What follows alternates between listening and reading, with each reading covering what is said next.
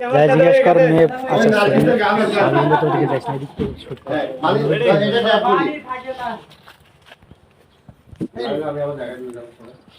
টাঙ্কি আমার ছেদা হইয়া গেছে পানি খাতে আপনি গানটা শুরু করবেন ঠিক এখান থেকে লাস্টটা ওখানে এই যে ভাইয়া প্লিজ লাস্টটা ওখানে আপনি এখান থেকে লাস্টটা দেখেন নাই হ্যাঁ মজার আনন্দে